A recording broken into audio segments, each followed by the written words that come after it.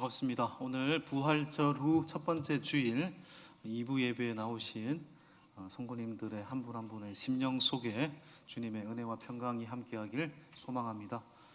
옆에 분들 바라보시면서 오늘 반갑게 아주 다정하게 인사 나누시겠습니다. 샬롬 인사하겠습니다. 샬롬. 샬롬. 여러분의 인사를 듣고 죽을 사람도 살롬이 되는 은혜의 역사가 있었으면 좋겠습니다. 예배 시간에 자꾸 이런 얘기하면 안 되는데, 여러분 그 고대 국가에서는요, 왕궁에서는 깃발이 올라가 있거든요. 근데 이 왕궁에 깃발이 올라가 있다라는 것은 왕궁 안에 왕이 있다라는 의미입니다. 반대로 왕궁에 깃발이 내려갈 때가 있습니다. 그 말은 반대로 왕궁 안에 왕이 없다라는 것이죠. 깃발이 있고 없고가 왕의 있음 없음을 의미하는 것이었습니다. 마찬가지로 우리 그리스도인에게도 깃발이 있습니다. 어떤 깃발? 기쁨의 깃발. 기쁨의 깃발이 있는가 없는가에 따라서 우리가 그리스도인인가 아니면 그리스도인이 아닌가로 나눌 수도 있다고 생각합니다. 우리 안에 예수님께서 살아계시는가 계시지 않는가는 우리의 삶의 깃발, 기쁨의 깃발이 펄럭이고 있는가에 따라 달라지게 되는 것입니다. 수십 번 이야기를 했죠. 종교교역자 마틴 루터가 어느 날 집에 들어갔더니 아내가 장례식을 치르고 있는 겁니다. 상복을 입고. 깜짝 놀라서 당신 지금 뭐 하고 있냐고, 왜 상복을 입고 있냐고 얘기를 했더니 지금 하나님이 죽어서 장례를 치르고 있다고 아내가 이야기를 했습니다. 아니, 하나님이 죽다니. 다시 아내가 이야기하기를, 아니, 하나님이 안 죽었으면 어떻게 당신이 이렇게 슬퍼하고 염려하고 시리에 빠질 수 있냐고. 이 말에 마틴 루터가 정신이 번쩍 들어가지고 다시 인생을 새롭게 결단했다고 하잖아요. 우리 안에 기쁨의 예수님이 계시는가 안 계시는가, 우리 안에 그 이유 기준은 바로 기쁨이 펄럭이고 있는가 없는가로 알 수 있는 것입니다. 그래서 바울은 오늘 이 빌립보서에서 전에도 말씀을 드렸듯이 이 빌립보서는 기쁨의 서신이거든요. 왜냐하면 9번 정도가 기쁨이라는 말이 등장하고 있습니다. 기쁨을 도전하고 있고 기뻐하라 계속 강조하고 있습니다. 왜 그럴까? 여러분, 바울은 지금 기뻐할 수 있는 상황이 아니잖아요. AD 60년, 62년 로마 1차 투옥이 된 상태입니다. 시대의 제국인 로마의 죄 없는 자지만 죄 있는 자로 정말로 누명을 씌고 지금 로마의 감옥에 투옥되고 있는 상태. 얼마나 절망적입니까? 그리고 지금 이 바울은 연로한 상태이고 또 육체의 병도 가지고 있는 사람이었습니다. 언제 죽을지도 모르는 절망적인 상태. 그런데 그런 상태에서 바울은 빌립보 교인들을 향해서 기뻐하라, 기뻐하라 계속해서 9번이나 강조하고 있습니다. 왜냐하면 성도의, 그리스도인의 표지는 기쁨이기 때문에 그렇습니다. 여러분, 기쁨에는 세 가지 차원의 기쁨이 있다라고 말할 수 있습니다. 육체적인 기쁨이 있겠죠. 첫 번째, 우리가 몸이 아프거나 정말로 몸이 정말로 고통이 있을 때 치료를 받았거나 약을 통해서 나음을 얻었다. 이때는 육체적인 기쁨 아니겠습니까? 또 우리가 배가 고팠을 때, 뭔가를 먹었을 때 느끼는 포만감이 주는 희열이 있습니다. 이것 또한 육체적인 기쁨이죠. 그러니까 저는 개인적으로 가장 큰 기쁨이 뭔가 생각을 해봤습니다. 커피의 기쁨이 있구나. 그러니까 저는 가장 행복할 때가 이 목양실 안에 혼자서 커피를 마실 때, 항상 제가 그때 가장 행복감이 밀려와요. 근데 이게 저는 농담이 아니고요. 여러분, 커피, 제가 예전에 박물관에 가서 역사를 한번 쭉 살펴봤어요. 커피의 유래는 에티오피아 고지대인 아라비카가 원산지거든요. 그 아라비카에서 어디로 커피가 가게 됩니까? 오스만 투르크 제국으로 이제 커피가 가게 됩니다. 오스만 투르크 제국은 이슬람 사회이기 때문에 술을 금하는 사회에서 이 커피는 환영받는 음료였습니다.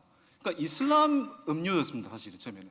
그런데 나중에 이게 기독교 제국에서 받아들일 때 처음에는 이 이슬람 제국의 것이라고 해서 종교적인 편견이 있었거든요. 그런데 이걸 받아들일 때 어떤 일을 했냐면 로마 교황 클레멘트 8세 때 이 커피를 받아들일 때, 이 이슬람 건데 이런 편견이 있었을 때 클레멘트 8세가 아니다, 이거 기독교 음료로 받아들일 수 있다, 그러면서 한 행동이 뭐냐면요, 커피에다가 세례를 줬어요. 네. 그리고 나서 이 커피를 기독교 제국안에서 받아들이고 마음껏 먹게 했습니다. 저는 클레멘트 8세를 개인적으로 안 좋아하지만 역사적으로 이 부분에 대해서는 아주 높게 평가하고 있습니다. 그래서 제가 이런 기쁨을 누리고 있는 거 아니겠습니까? 여러분, 참 이상합니다. 커피를 마시면 이렇게 정신이 몽롱하다가도 정신이 번쩍 들고요, 말씀이 읽혀지기도 하고요, 이거 보면 세례 받았네 이런 생각도 듭니다. 아무튼 육체적인 기쁨이 있어요. 또 인간에게는 도덕적, 윤리적 기쁨이 있죠. 누군가를 긍휼히 여기는 마음이 생겨서 그를 도와주었을 때 생기는 도덕적, 윤리적 기쁨이 있습니다. 근데 오늘 바울이 말하는 기쁨은 육체적 기쁨, 도덕, 윤리적 기쁨을 말하는 것이 아닙니다. 마음의 기쁨, 영적인 기쁨이죠. 좀 더 쉽게 말하면 주 안에서만 살아가는 자에게 주어지는 영적인 기쁨입니다. 그것을 빼앗기지 말라라고 바울은 이야기하고 있습니다. 그래서 3장 1절이 어떻게 시작하고 있냐면 끝으로라는 말로 시작하고 있습니다. 끝으로 나의 형제들아 주 안에서 기뻐하라. 여러분, 끝으로라는 말이 이제 헬라어로 토로이폰이라는 단어인데 이게 뭐 우리말로 번역을 못한 건 아닙니다만은 끝으로라기보다는 토로이폰이라는 단어는 그러므로입니다. 그러므로. 지금까지 1장, 2장의 내용을 요약하고 다시 한번 강조하는 것입니다. 1장, 2장도 뭐였냐면 기쁨을 빼앗기지 말라였다는 것이죠. 다시 말하니까 너희 주 안에서 기쁨을 빼앗기지 말라라고 바울은 고백하고 있는 것입니다. 여러분, 기쁨을 빼앗기지 않기 위해서는 주 안에 있어야 한다는 거죠. 바울이 지금 감옥에 있지만 9번이나 기쁨을 이야기할 수 있는 이유는 그가 주 안에 있었기 때문입니다. 그러니까 기쁨의 전제 조건은 주 안에 있음을 확신하는 것입니다. 다른 말로 표현하면 구원받음으로 인한 기쁨인 것입니다. 여러분, 아무리 세상적인 기쁨이 우리에게 있다고 할지라도 구원받은 기쁨, 내가 하나님의 자녀됨이라는 그것을 근거로 두지 않으면 우리의 기쁨은 변질되고 오래가지 않습니다. 이게 다른 말로 표현하면 정체성을 확실하게 갖는 거잖아요. 우리가 주 안에 있다라는 것, 하나님의 자녀라는 것, 구원받은 사람이라는 것, 이 정체성이 확실하면 어떻게 그 기쁨을 빼앗길 수 있겠어요? 그러니까 주 안에서라는 말이 너무너무 중요한 말인 것입니다. 그래서 1절을 끝까지 한번 읽어볼까요? 1절 시작. 끝으로 나의 형제들아 주 안에서 기뻐하라. 너희에게 같은 말을 쓰는 것이 내게는 수고로움이 없고 너희에게는 안전하니라. 쉽게 말해 기뻐하라를 말을 내가 계속 반복해도 수고로움이 없다. 이렇게 반복함으로써 얻게 되는 유익은 너희가 안전해지기 때문이다. 여러분, 주 안에서 기뻐하라는 말을 그렇게 여러 번 하는 이유가 뭘까요? 여러분, 사람은 훈련이 굉장히 중요한 거거든요. 반복을 통해서, 훈련을 통해서 그 사람이 되는 거잖아요. 여러분, 나쁜 교육도요, 나쁜 사상도, 이단 사상도, 최근에 우리 넷플릭스 나는 신이다, 그거 보면서 JMS, 아가교, 이재록, 이거 보면서 이 잘못된 이단도 계속 반복하고 훈련하기 때문에 세뇌되는 것이구나. 그리고 나중에 이게 진짜처럼 받아들이는 것이거든요. 그러니까 반복이 중요한 것입니다. 좋은 것도 마찬가지인 거죠. 인간은 자꾸 가만히 놔두면 어떻게 될까요? 이상한 생각을 합니다. 슬퍼하게 되고 우울하게 되고 근심하게 되고 염려하는 쪽으로 흘러가게 되어 있습니다. 여러분, 누구든지. 그것을 바울은 알았기 때문에 너희들은, 나도 마찬가지고, 나는 지금 로마 제국 안에, 로마 감옥 안에 사는 게 아니라 주 안에 사는 거야. 너희들도 그 어떤 상황, 세상의 환경 속에 사는 게 아니라 더 큰 범주, 더 큰 틀, 주 안에서 사는 거야.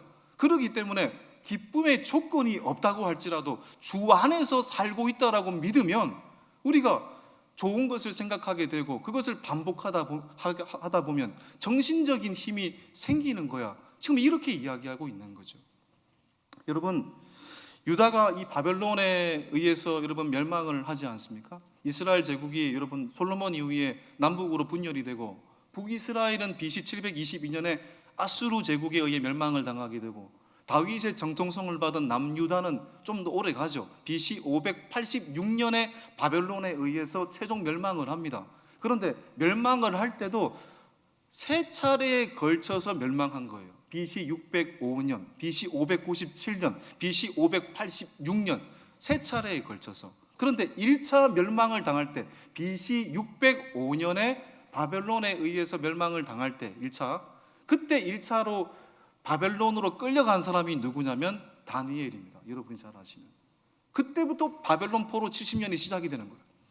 다니엘은 바벨론으로 끌려갔어도 주눅들지 않았어요. 그 제국 안에서도 주 안에서 살았기에 그는 기쁨을 빼앗기지 않았습니다. 역사가 흐르고 그 바벨론 제국이 무너지고 바사 제국, 페르시아 제국이 시대에 호령을 했던 제국이 되었어도 다니엘은 그 가운데서도 최선을 다했고 기쁨을 빼앗기지 않았습니다. 심지어는 이 다니엘이 너무너무 성실한 사람이어서 바사 제국에서 높은 자리까지 올라갔잖아요. 이걸 시기했던 사람들이 다니엘을 끌어내리기 위해서 온갖 모함을 했습니다. 심지어는 다니엘이 사자굴 속에 들어갈 위협 속에 있었습니다. 하나님을 신앙하면 사자굴 속에 들어갈 위협 속에 처했습니다.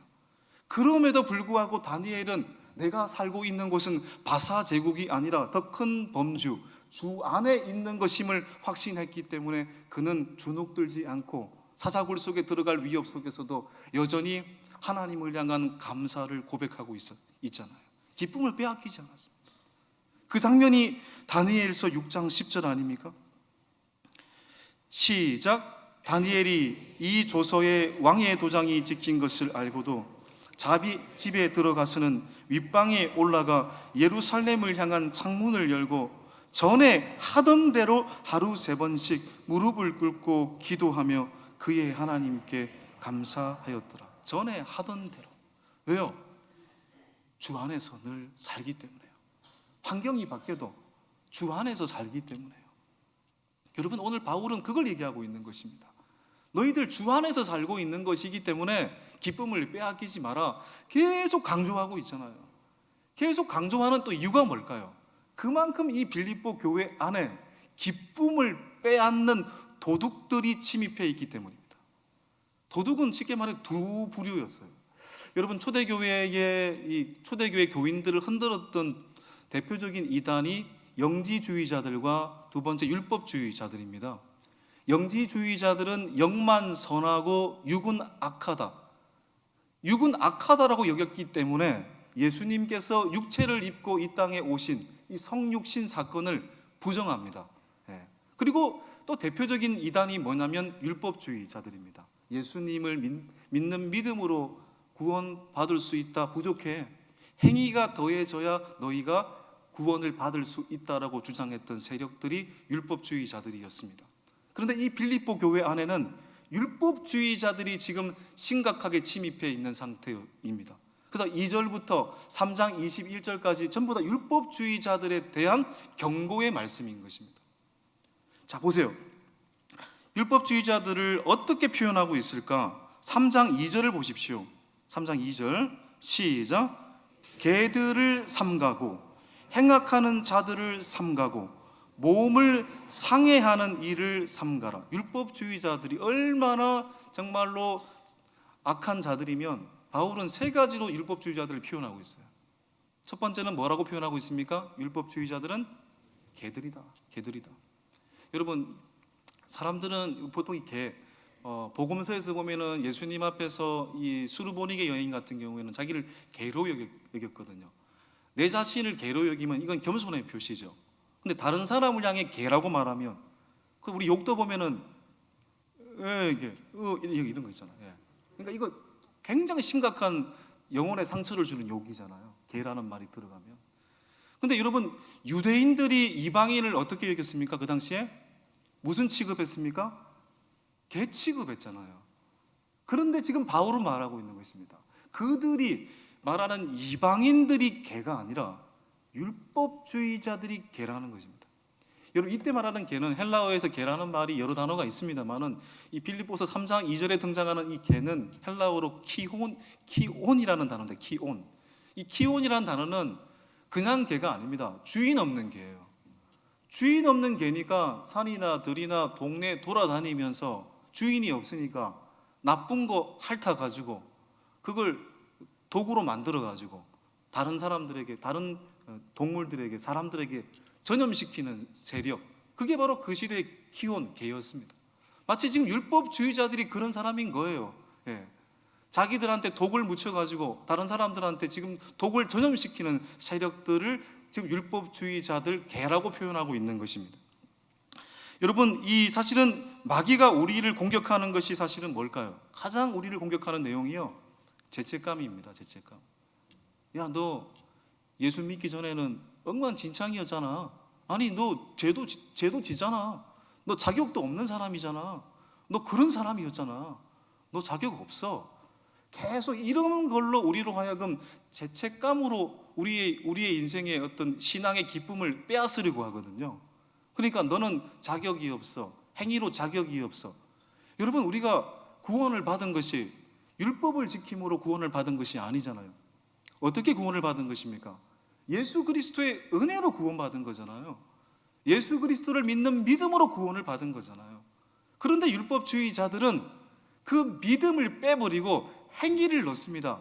율법을 다 지켜야지, 율법을 다 외워야지, 율법대로 살아야지, 너 안 지키면서 넌 자격도 없는 사람이야. 그렇게 계속 강조하고 죄책감을 불어넣어가지고 우리 안에 있는 신앙의 기쁨을 빼앗아가죠. 우리에게 있는 봉사의 기쁨을 빼앗아가죠. 너 그래가지고 하나님 기뻐하시겠어? 예. 여러분, 우리가 교회 안에서도 이런 일이 벌어질 수도 있는 것입니다. 예, 벌어질 수도 있는 것입니다.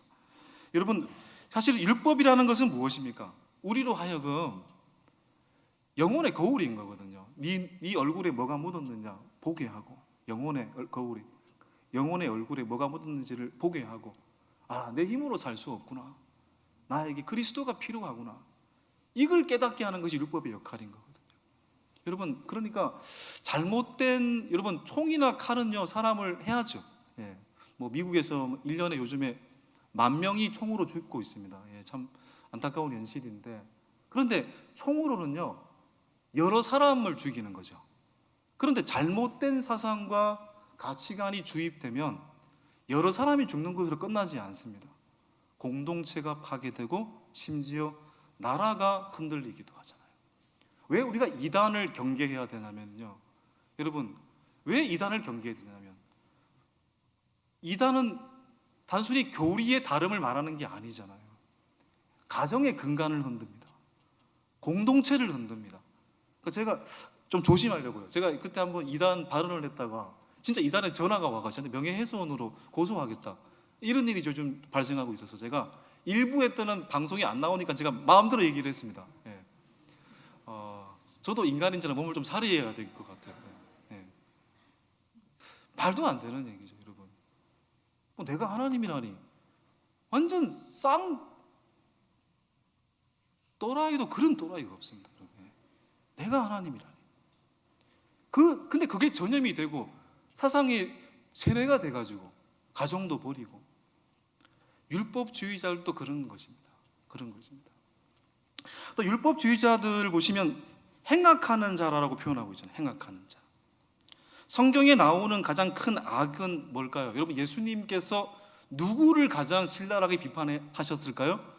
바리새인과 서기관들이잖아요. 이들이 대표적인 율법주의자들인데, 그들이 가진 뭐 때문에? 위선 때문입니다. 위선이 가장 큰 죄인 것입니다. 여러분, 율법을 통해서 우리의 인간의 한계를 본다고 조금 전에 말씀을 드렸잖아요. 갈라디아서에서 우리는 이 율법을 통해서, 말씀을 통해서 그리스도가 필요하구나, 다시 말해 율법은 그리스도에게로 인도하는 몽학 선생, 초등 교사, 율법을 통해 우리가 죄인임을 알게 되니까요, 그리스도가 필요하구나. 율법은 너무너무 중요한 거죠. 그런데 율법주의는 경계해야 되는 거잖아요. 여러분, 자유주의자들은요, 우리가 압니다.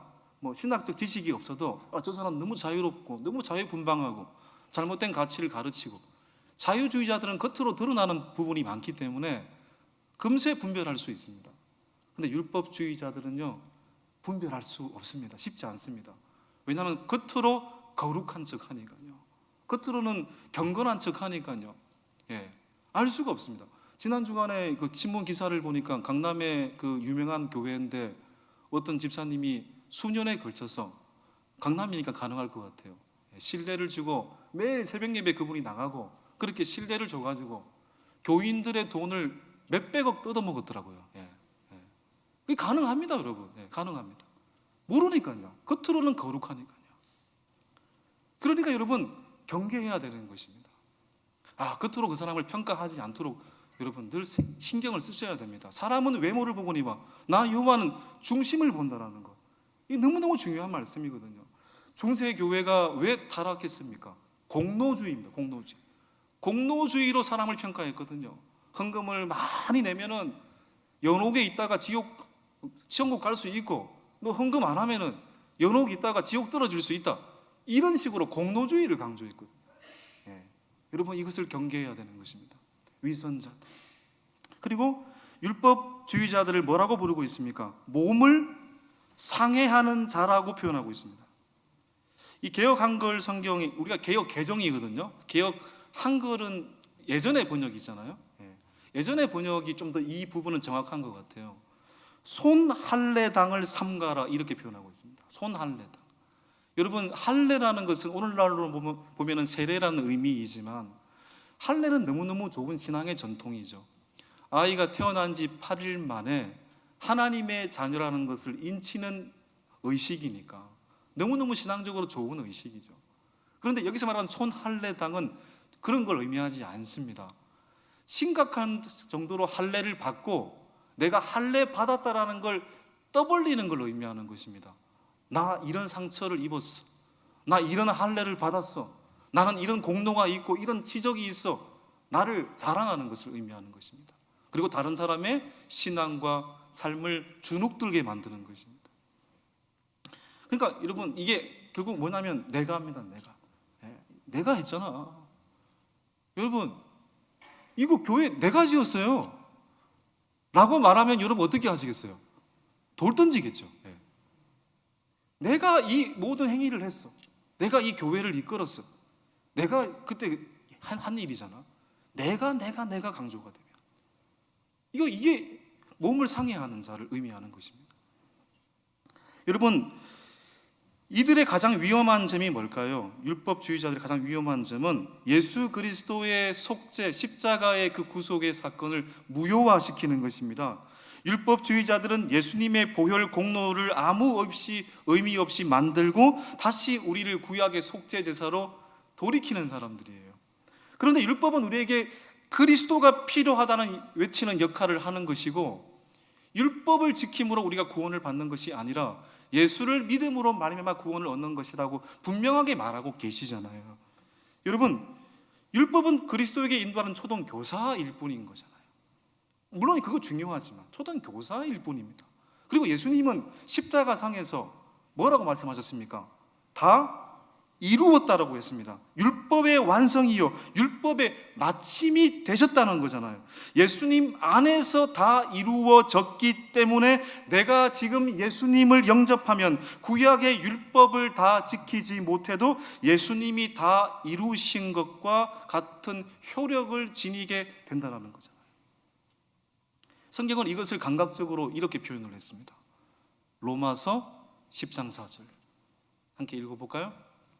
시작. 그리스도는 모든 믿는 자에게 의를 이루기 위하여 율법의 마침이 되십니다. 아멘.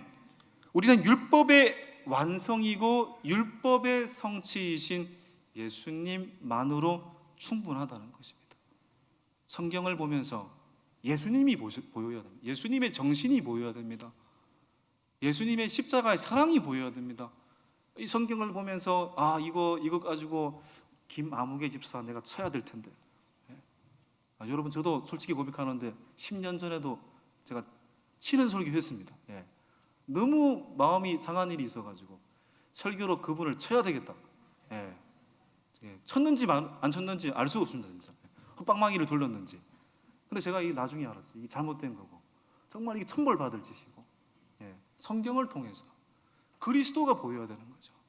그리스도의 정신이 보여야 되는 거고, 이 말씀은 나를 향한 말씀이고 네가 회개해야 되는 것이고 네가 돌아봐야 된다라는 걸 말하는 거잖아요. 여러분, C.S. 루이스의 스크루테이프의 편지, 요즘 다시 이제 그 북클럽 공부를 하고 있는데, 마귀가 가장 싫어하는 게 뭔지 아십니까? 우리가 돌아보는 겁니다. 기도하는 겁니다. 율법적이라도 기도하는 걸 제일 싫어해요. 기도하는 게 뭡니까? 돌아보는 거거든요. 자기를 회개하는 거거든요. 이걸 가장 싫어하는 거예요. 율법주의자들도 마찬가지죠. 나는 그리스도가 필요 없어. 그런데 아니잖아요. 우리에겐 그리스도가 필요하죠. 그리스도만으로 충분한 거죠.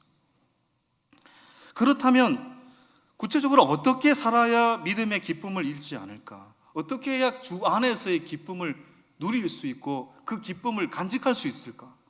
성경은 오늘 간단하게 얘기하고 있습니다. 명확하게. 기쁨을 빼앗기지 않으려면 3절 시작. 하나님의 성령으로 봉사하며 그리스도 예수로 자랑하고 육체를 신뢰하지 아니하는 우리가 곧 할례파라. 첫 번째, 성령으로 봉사해야 한다. 성령으로 섬겨야 한다. 네 힘이 아니고 하나님의 힘으로 섬겨야 된다는 얘기잖아요. 여러분, 지금 큐티 본문이 스가랴서인데, 물론 스가랴서가 굉장히 어려운 성경이기도 합니다만 스가랴서가 너무너무 신비로운 책이에요. 왜냐하면 역사적으로 바벨론 포로 70년이 끝나고 BC 538년에 이스라엘 백성이 다시 예루살렘으로 귀환을 했거든요. 1차 귀환, 1차 포로 귀환을 했거든요. 1차 포로 귀환을 했던 지도자가 스룹바벨이고, 스룹바벨을 중심으로 포로 귀환한 사람들이 해야 될 일은 무너진 성전을 재건하는 일이었습니다. 성전을 제대로 지어가지고 바르게 예배하는 일, 이게 그들의 먼저 첫 번째 사명이었습니다. 그런데 외부의 방해 때문에 성전을 재건하다가 중단해버렸어요. 그리고 16년째 방치가 된 거죠. 538년에 포로 귀환을 했는데 520년까지 성전이 방치가 됐습니다. 짓지 않고. 그런 영적인 황폐함을 보고 하나님이 가슴이 아파서 어느 날 선지자 스가랴에게 하신 말씀이 스가랴습니다. 성전은 재건될 수 있고 영적으로 황폐화된 너희들이 새롭게 마음을 먹으면 다시 예루살렘을 회복시킬 수 있다. 그걸 말하기 위해서 하신 말씀이 스가랴서거든요. 그 스가랴서에서는 1장 7절부터 6장까지 8가지 환상이 나오는데 다 성전 재건을 할 수 있다는 얘기예요. 그 중에 5번째 환상이 순금 등잔대 환상입니다. 여러분, 구약 성경에서 성소에 있는 등잔대는 어떤 역할을 합니까? 7개의 불이 있고 그 불은 꺼지지 않아야 되는 거거든요.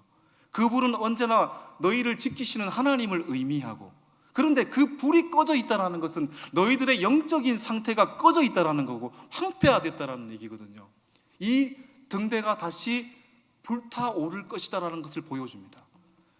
그 등대가 어떻게 불타오르느냐? 49개의 간으로 기름을 공급받아서 순금 등대가 환하게 빛나게 될 것이다. 스가랴가 말합니다.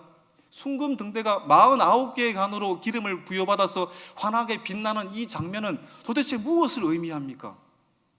그때 하나님께서 하신 말씀이 이 말씀이에요. 스가랴 4장 6절 시작. 만군의 여호와께서 말씀하시되 이는 힘으로 되지 아니하며 능력으로 되지 아니하고 오직 나의 영으로 되느니라.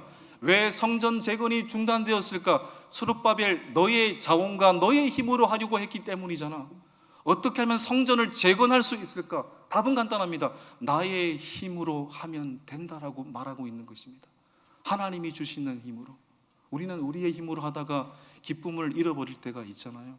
우리의 열정으로 하다가 너무나도 지쳐버릴 때가 있습니다. 그런데 그때 비로소 우리가 하나님의 힘으로 해야 될 때입니다. 더욱 성령을 의지해야 될 때이죠. 성령으로 봉사해야 합니다. 두 번째, 기쁨을 빼앗기지 않으려면 예수님만 자랑해야 되는 거죠. 우리는 주 안에서 살고 있는 것이기에 우리의 기쁨의 근거는 예수님이시잖아요. 여러분, 남녀가 결혼을 합니다. 결혼을 한다. 법적으로 결혼이 유효가 되려면, 부부가 되려면 뭐 해야 됩니까?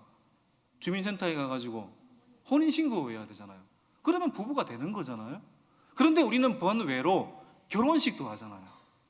왜 결혼식을 하는 걸까요?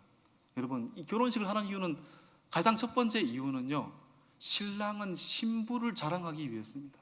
야, 나의 신부는 이렇게 아름다워. 또 신부는 신랑을 자랑하기 위해서예요. 나의 신랑은 이런 사람이야.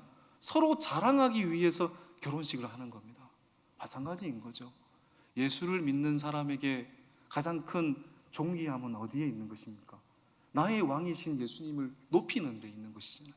우리가 그 누군가를 높이고 세워주면 결국 나도 존귀함 받듯이 마찬가지인 것입니다. 우리가 주님을 존귀하게 여기면 여길수록 우리의 삶이 더 존귀해지는 것입니다. 예수님을 사랑하라.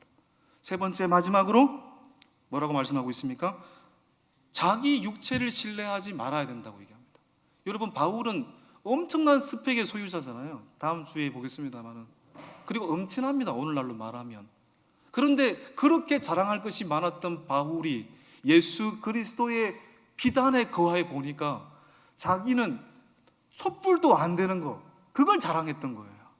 그걸 막 기쁨으로, 그걸 막 사람들한테 떠벌리고, 야, 내가 예수님의 빛을 보는 순간 눈이 멀었잖아요. 나의 자랑은 촛불도 안 되는 자랑이구나. 여러분, 우리가 이 땅을 살아가면서 우리의 능력은 예수님의 이름에서 나오는 겁니다. 내 아버지가 높은 사람이면, 야, 내 아버지 이런 사람이야, 그러면 함께 하는 사람들이 함부로 못 하잖아요. 어깨도 으쓱하고요. 마찬가지 아니겠어요?